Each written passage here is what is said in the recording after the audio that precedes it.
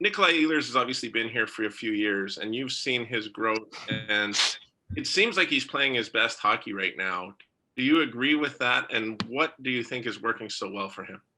Well, 100% agree with it, and it's really to expectation.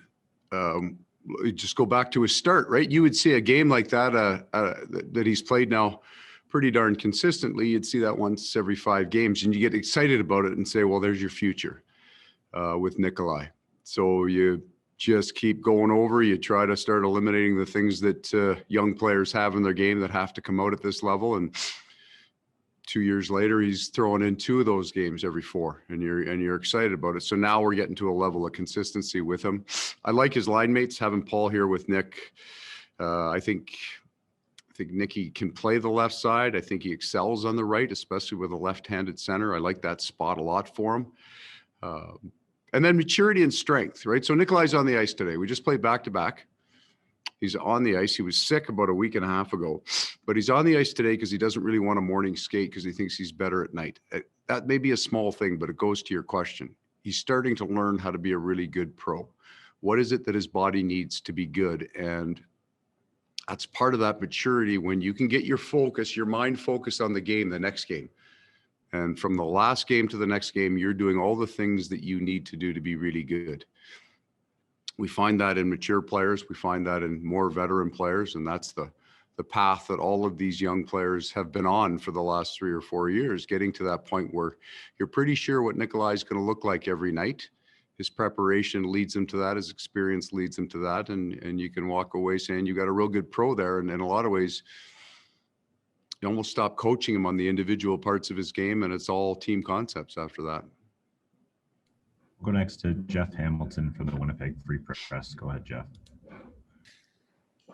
Hey, Paul, obviously a lot of talk with Pierre-Luc Dubois coming on board, potentially moving a guy like Paul Stastny over the wing. I think you kind of alluded to as an option for you. I'm just kind of curious, just with the play of that line right now, and I know lots can change, different opponents can change. Do you want to mix up that line, and what are the advantages to having Paul Stastny on a wing, and is a conversation required? Well, a conversation would happen, and there's some real thought that has to go into it based on your question. You've got the Ottawa series, the Scheifele line was dominant, and we really thought that when Andrew went on that line after the first period in game 1 of that Ottawa series, that line took off and became a line that we weren't hiding anymore.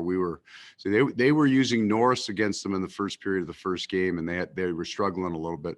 And Andrew went on that line, and the puck possession game changed, right? The guy became very strong. So you know what, Jeff, like this is where you say so many things can happen in the next week that'll change your outcome, either injuries, the line gets cold, the matchup changes from the other team. So that's where you like to move people around. And going back to almost the first question, as you become more veteran, guys with more experience, when you make those changes, they become seamless. They all understand why. They can read the game and see where the advantage is in the change. Go next to Sean Reynolds from Sportsnet. Go ahead, Sean. Hey, Paul, how are you doing today? Good, thank you. So last game you started Scheifele's line up against McDavid and Stastny up against Draisaitl. In the third, he started moving to trying to get Lowry against Draisaitl and Stastny on McDavid. Did you see something you preferred in those matchups, or was that more about who was going at the time or who you were trying to free up? When we're behind the game, you stop worrying about the matchups, and there's a different matchup you start looking for. And then when you get to the lead at that point, I think we're right on the match that we've got at that point, and then you're killing a penalty for the last 2 minutes. So there's only about 2.5 minutes. So we were behind it for a while in the third period. And in that, I'm willing to give an advantage to the other team at a certain point on the clock to get an advantage for our team. We tied it, got the power play goal, and then there's not a lot of minutes left on the clock. We get the penalty, so the matchup's kind of just gone at that point. We'll go next to Kelly Moore from CJOB. Go ahead, Kelly. Thanks, Gregor. Good afternoon, Paul. Just kind of curious, this a bit of a two-part question, but I used my bingo dabber on the calendar this morning and have deducted expected that if the rules don't change, the quarantine for Pierre-Luc, it would be about 5 games you still have to play before he'd be eligible.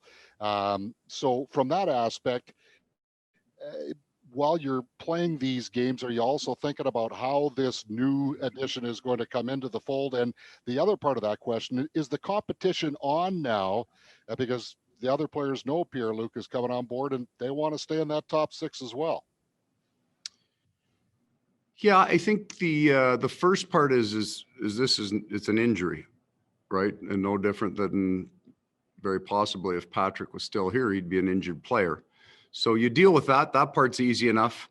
I won't do any pre-planning, like start moving lines around to get a look at what they might look like when Pierre-Luc comes in. We're going to do everything we can to win that game tomorrow night. The competition is just constant, right? And it has been here, and it's been a real nice environment for a lot of these young players to play in, because we've added just some players, young players that have developed really, really well. You look at Logan Stanley's game after a couple of years in the American League. Now there's a different kind of competition that we may not even have thought about really this summer, whether he was going to be able to step in and do that or not.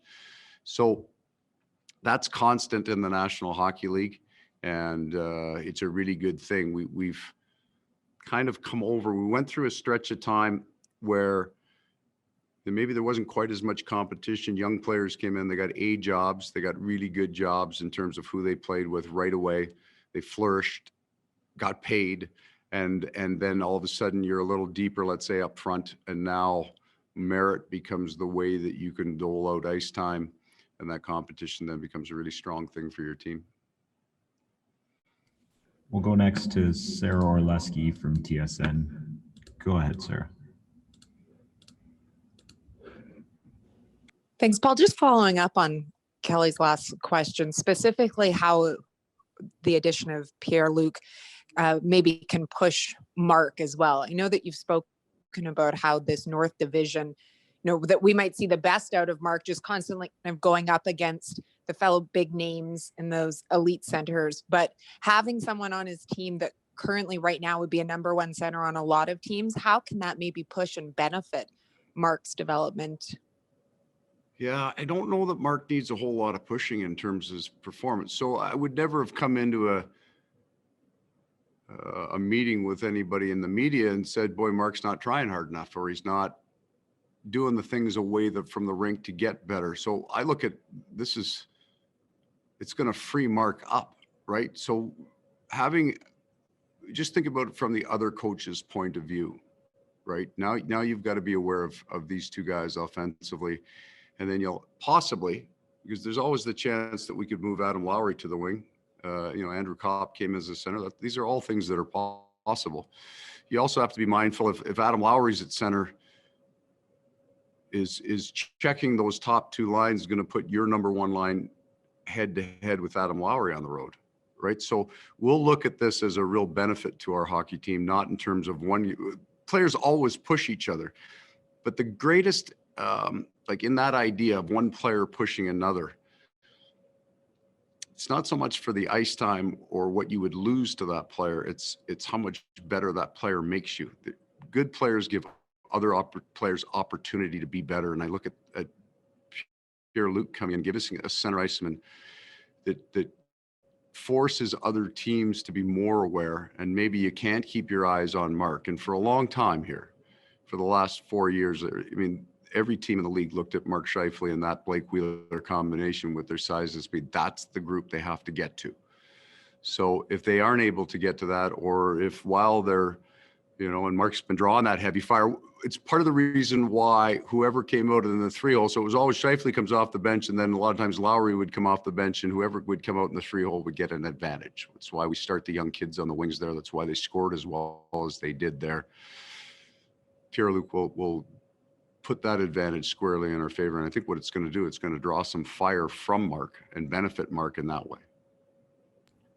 Go next to Brian Munns from TSN 1290. Go ahead, Munnsy.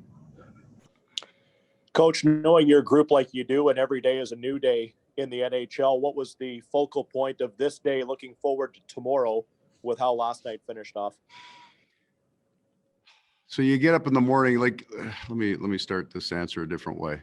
you get into 5 and 7s, a lot of nights you walk out of that building, you get beat 4-1 and you say to yourself, man, we just didn't have it tonight. So I want to take a look at the positive about that. If you're a confident group in the direction you're headed, you don't sit around and rue the point that got away or the points that got away. And I understand if you would in this environment, 56 games, one division, every point so critical.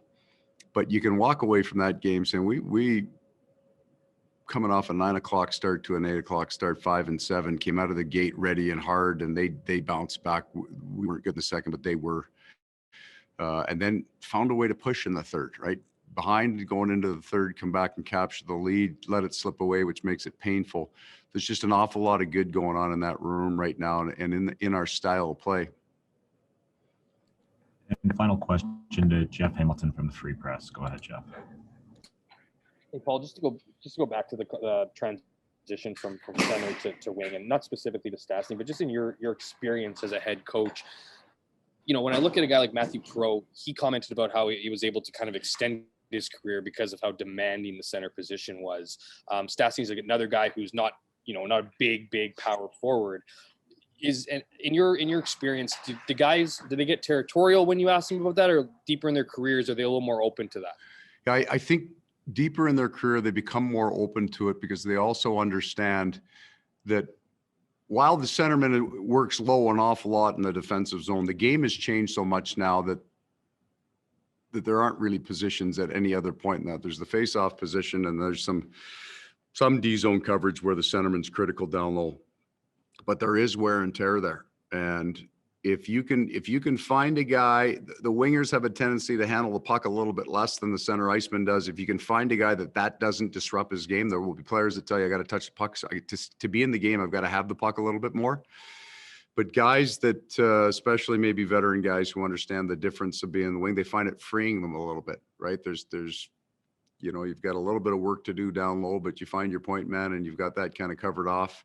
So there's a little bit of freedom that comes on the wingers that the centermen don't have a lot of times. And I think it can be a benefit for him. For Matty Perreault, for sure, is a prime example of that. We see almost a completely different player now in the last 5-6 years when he went to the wing than we did at center. He can attack pucks and he can stay in corners a little bit longer and become really impactful. And Matty's been really strong for us the last couple of nights.